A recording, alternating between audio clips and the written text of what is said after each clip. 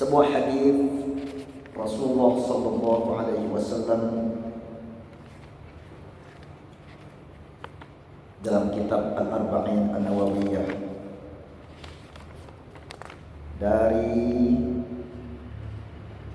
sahabat An Abil Abbas, dari bapaknya Abbas, Sahal bin Sa'ad As-Sa'idi radhiyallahu anhu, semoga Allah ridha kepadanya. Saya ulangi ya, berdasarkan mukadimah yang saya sampaikan tadi, ini ucapan Rasulullah sallallahu alaihi wasallam. Kita simak dengan sungguh-sungguh.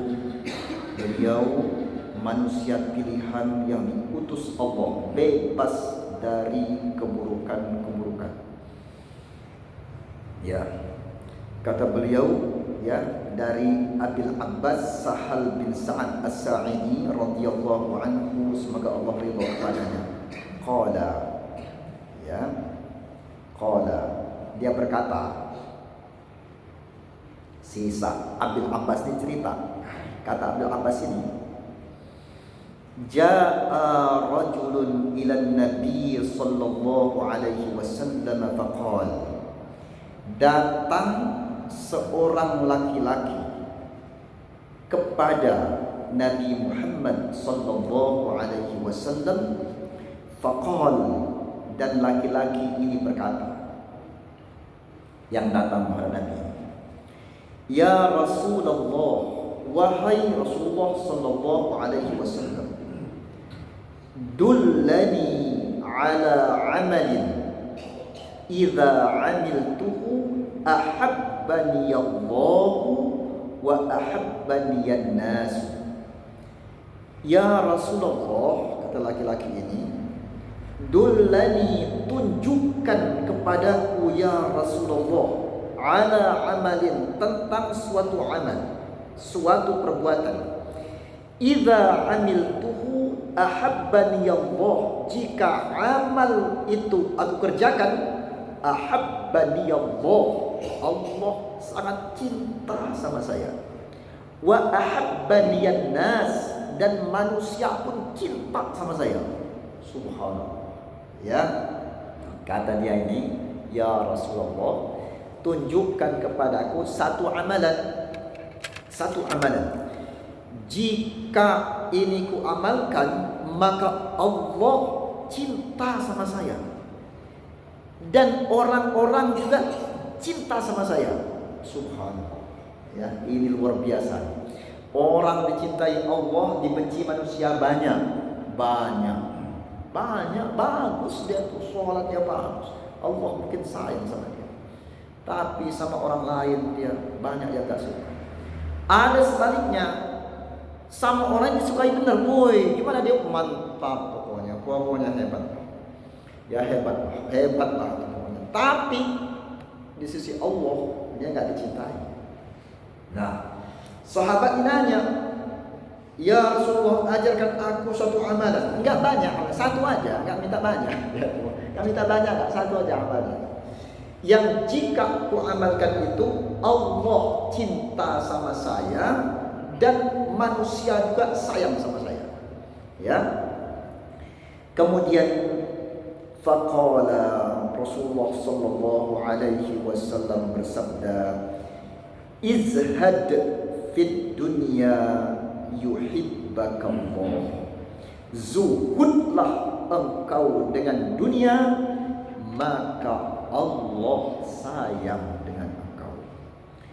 Wazhad fima 'indan nas yuhibbukan nas, zuhudlah engkau terhadap apa-apa yang ada pada manusia, maka engkau akan dicintai oleh mereka. Subhanallah. Ya, satu, zuhudlah engkau kepada Allah, maka Allah sayang sama kamu. Apa maknanya zuhud itu? Zuhud itu adalah dia tidak mengambil dunia ini secara berlebihan. Tidak, secukupnya. Secukupnya dia, zuhud dia terhadap Allah, itu zuhud dia terhadap dunia ini, zuhud dia. Bahasa gampangnya lagi, tidak serakah dengan dunia. Masing-masing ada batasnya. Kita makan saja, Pak. Kita makan berlebihan, apa yang terjadi? Muntah. Enggak muntah, enggak bisa tidur. Muntah sih enggak bisa tidur. Ya, gelisah. Kenapa? Kebanyakan. Kalau kebanyakan. Kenapa ada kebanyakan? Melebihi kapasitas. Itu akibatnya. Minum obat ya, dikasih dosisnya ini 3 kali sehari. 3 kali sehari lah, nggak sembuh. 5 kali aja, buat 5 kali, ya biar cepat sembuh. Ya orang sakit itu Pak, kenapa? Dan COVID itu ya, COVID itu nggak sembuh itu. Mungkin Pak, kebanyakan obat. Pengen cepat sembuh. Apa ini? Madu, kopi, makan, minum lagi. Obat dokter jangan lagi. Saat lagi ini yang paten beli namanya minum lagi. Datang kiriman ini daun sungkai, hantam lagi gitu ya. Semua obat biar cepat sembuh. Ya semuanya hantam terus. Ya obat kelebihan itu overdosis. Ya ini saya menggambarkan tentang efeknya ketika tidak zuhud itu serakah. Ya, nah ketika kita zuhud dengan dunia ini, Allah tuh sayang sama kita. Kenapa Allah sayang sama kita? Karena orang yang zuhud dengan dunia itu, dia tidak tertipu oleh dunia, nggak ketipu oleh dunia. Ya, nggak ngaruh dia. Mau hartanya sedikit, mau banyak, dapat untungnya banyak, untungnya dikit, nggak ngaruh dengan sholat dia. Kenapa? Kata Ustaz Irfan itu, kita sholat ini untuk Allah, bukan untuk harta. Mau Allah kurangi harta, Allah sedikitkan harta, itu nggak ngaruh bagi dirinya. Tapi orang-orang yang zuhud ini Allah cukupkan Pak. Allah tuh sayang juga sama kita ini, nggak dizalimi enggak kita ini.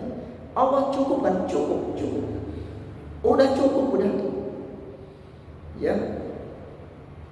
Seseorang yang anaknya belum kuliah, ngelihat orang kuliah anaknya, tanya-tanya gimana? Woi, bayar UKT-nya sekian, bayar.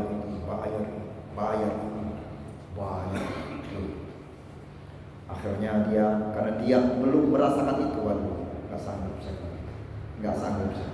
Udahlah, usaha, nyerah. Akhirnya enggak ada.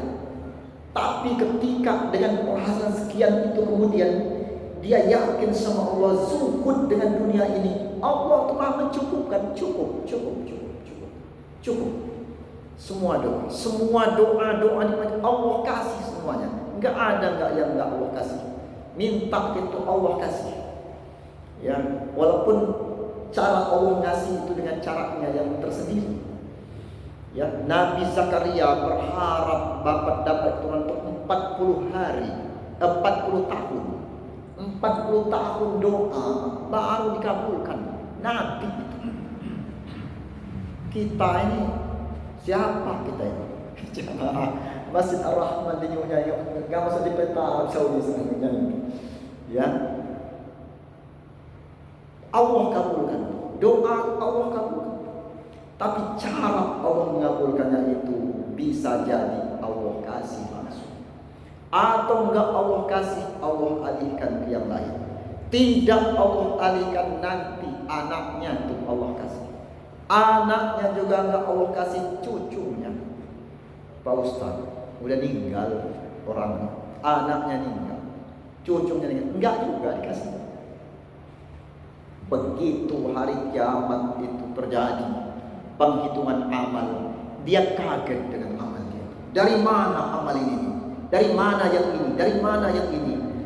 Kemudian Allah nyatakan, ini dia doa-doamu di dunia yang kau panjatkan. Hari ini Allah kasih semuanya.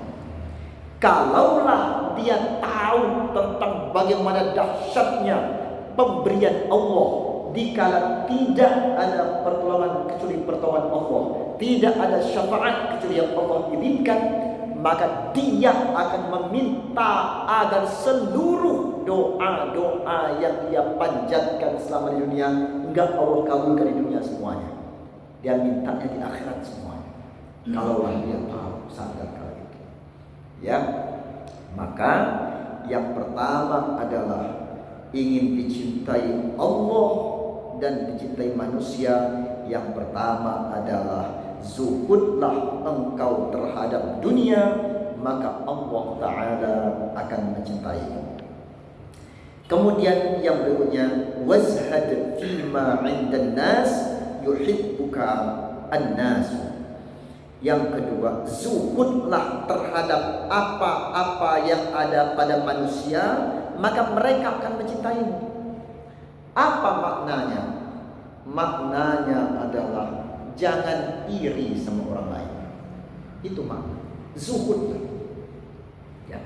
Ini berat Pak ini. Ini berat ini nih. Jangan dikira nggak berat ini. Orang lain dapat harta, berat dia mau zuhud dengan harta orang lain. Bagaimana cara zuhud mereka? Dia ikut bahagia, mengucapkan selamat penuh kebahagiaan. Bukan dibuat-buat, bukan direka-rekayasa, bukan. Tapi memang dari batinnya benar-benar senang. Inilah orang zuhud dengan harta yang dimiliki orang lain. Dari hati benar-benar senang tuh, alhamdulillah, ikut berbahagia. Berikan hadiah sama dia, ucapkan selamat, bahagia benar-benar. Ya. Jadi zuhud dengan apa yang ada pada orang lain, ini membuat orang itu suka sama kita berdasarkan petunjuk dari Rasulullah SAW dalam hadis yang sahih ini. Ya. Ini dua ini rahasia. Yang kedua ini berat. Kenapa yang kedua ini berat? Karena ini interaksi dengan manusia. Dan ini nggak pandang suku, nggak pandang bangsa, nggak pandang warna kulit, bahkan nggak pandang apakah dia itu musuh kita atau teman kita, nggak pandang. Ya, selama dia itu masih manusia, kita zuhud dengan apa yang ada pada dirinya, maka itu akan membuat manusia senang dengan kita. Kalaulah saat tiba masanya kita kembali kepada Allah Subhanahu wa Ta'ala, kemudian Allah senang sama kita, manusia senang juga sama kita, insya Allah husnul khatimah. Itu dia. Jadi yang menyebabkan tidak terwujudnya husnul khatimah itu dua ini. Allah enggak ridho, enggak. Walaupun dia mudah, katakanlah dia mudah, karena mudah itu Pak, mudah itu enggak jamin dia husnul khatimah. Susah enggak jamin dia husnul khatimah. Bukan itu. Dia itu gimana meninggalnya? Sudah set, langsung lepas. Apakah husnul khatimah? Belum tentu. Bukan itu standarnya. Atau dia lama, sehari, 2 hari, 3 hari, apakah itu husnul khatimah? Tidak. Bukan itu standarnya. Standarnya adalah sebuah hadis Rasulullah SAW, man akhira kalamihi la ilaha illallah dakhalal jannah. Siapa yang di akhir kalamnya, akhir ucapannya kalimat la ilaha illallah dakhalal jannah, surga. Itulah standarnya. Itu standarnya. Ya. Dan yang berpengaruh ini dua ini.